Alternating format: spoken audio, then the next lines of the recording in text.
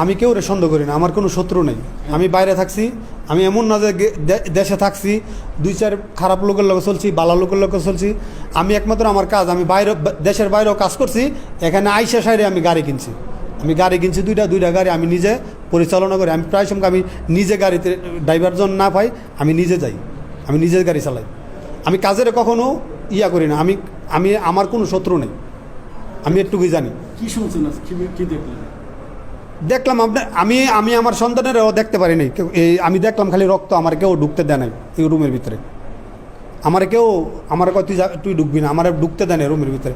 আমার মানে কী কম, আমার সন্তানদের খালি আমি দেখলাম রক্ত আর হাতের কবজিটা কাটা, একটু দেখছি। আমি যদি সামনে গিয়ে দেখতে পারতাম তাইলে আমি বুঝতে পারতাম যে কী হয়েছে না হয়েছে। আমি দেখছি এটা কাটা, এই রক্ত আর কিছু দেই নেই, আর কিছু আমার ঢুকতে দেয় নাই। আমি ঢুকলে এসে দেখবো।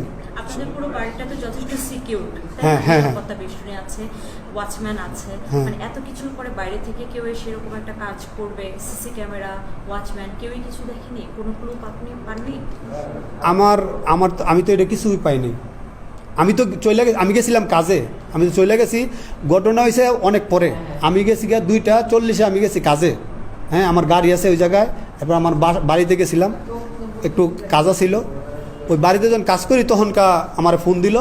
আমি গড়তে পারিছি 2:40 আর আমার ফোন দিছে 4:35।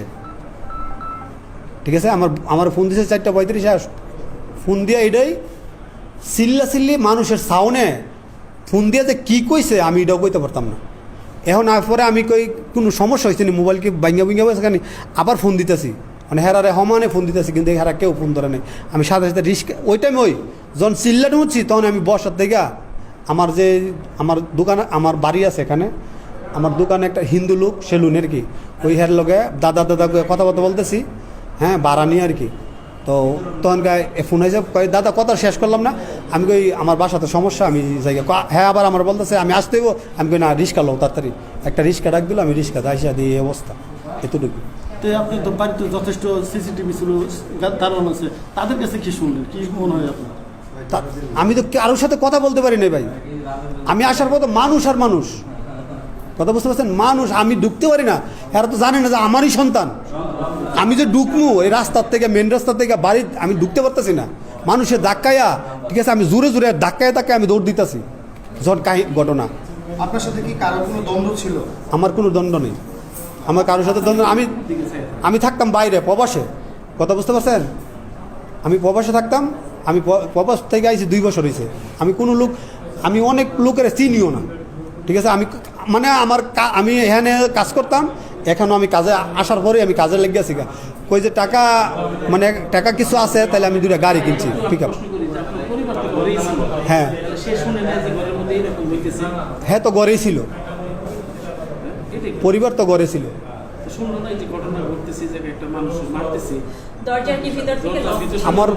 আমার ওয়াইফে আপনার এই মাথায় কিছু সমস্যা আছে, আবার ঘুমের ওষুধ খায়। ওই মনে করেন 9টা বাজে, রাত্রে 10টা বাজে কখনো সজাগ থাকে না, সকালবেলা 10টা বাজারে ডাক্তার উড়াইতে হয়। মানে এর ঘুমের মাথায় সমস্যা। মানে ডাক্তার বলছে আর যত ডাক্তার ওই লেবিট ধানমন্ডিতে ডাক্তার বলছে ওরা মানে 1-1.5 বছর পরে খালি ঘুমাইতে দেন, ওই যত ঘুমাইতে চায় ঘুমাইতে। ঠিক আছে ভাই, কিন্তু আমার একটা প্রশ্ন আছে, সেটা হলো যে বাসায় আপনার 2টো বাচ্চা এবং ওয়াইফ ছিল, আপনাদের ফ্ল্যাটের দরজাকে ভিতর থেকে লক ছিল না? হ্যাঁ, লক। আপনাদের দরজার লক বাইরে থেকে খোলার অন্য কোনো ডুপ্লিকেট চাবি অন্য কারোর কাছে কি ছিল? না, এটা তো সিটকারি, তো চাবি কাজ দিব না, দরজা ভাঙ্গালে দিব ঢুকলে। সিটকারি আমি যখন গড়তে পারি তখন আমার ওয়াইফের আমি বললাম, আমার ওয়াইফের বললাম যে আমার ছেলে মেয়ে দুজনই ঘুমায় গেছে। ওরা যে মেয়েটার কাহিনী, এই মেয়েটার ফক্স উঠছে, বসন্ত কয় না, ফক্স উঠছে, তো ওই খালি খাত যায়। পরে আমি ডাক্তারের লোকে বুঝ আমি কেছি ওই দরকার ঘুমাক, ওই খাওয়ানোর টাইমে খাওয়ামু, ওই ঘুমাই থাও, মানে ওরে ইয়া দেন, মানে ঘুমের না যেন খাজলায়। কয় তাহলে ঘুমাইবো, কিন্তু খাজানের ওষুধ দিতে এলাটল ফাইলে ইয়ে আছে না, এটি দিছে। তখন এইটা মনে করেন এটা খাইলে ঘুমে, মানে ওরাও ঘুমায় জায়গা, খাওয়া যায় না। তখন আমি ওরা যখন ঘুমাই গেছে, তখন আমি আমার কাজটা আমি সাইডে আসি, তখন আমি ঘর থেকে বাড়িছি। আমি বাড়িছি 2:40। সন্দেহ করেন? আমি কেউ রে সন্দেহ করি না। আমার ওয়াইফের কীভাবে সন্দেহ করবো? সকালবেলা আমি আমার পোলারে লিয়া আমি নিচে যাবো চা খাইতে, তখন আমার ছেলে কইতেছে আব্বা আমি তোমার লগে কামে যাবো। হ্যাঁ মনে করছে আমি কাজে যাবো, আমি কিন্তু রঙ্গি পরা সবসময় বাড়ির প্যান্ট পরা। হ্যাঁ কইতেছে কয় আব্বু তোমার লগে যাবো। হ্যাঁ রঙ্গি পড়ছে দিকে সন্দেহ করছে, নিচে গিয়ে আমি কোথাও যাবো না, আশেপাশেই থাকবো। হ্যাঁ আমি কই না আমি আয়া পড়তেছি। তো আমার ওয়াইফে কইতেছে কয় এই হ্যাঁ চকলেট যাতে, তো হ্যাঁ চকলেট কিনে দাও, হ্যাঁ লয়ে যাও নিচে। তো আমি কীভাবে আমার ওয়াইফের আমি অবিশ্বাস করি? ঠিক আছে। সর্বশেষ বাবা হিসেবে আপনি এই এমন একটা ঘটনার কি চান? এমন একটা ঘটনার চাই, মানে বিচার চাই, বিচার মানে এমন বিচার হইব যে আমি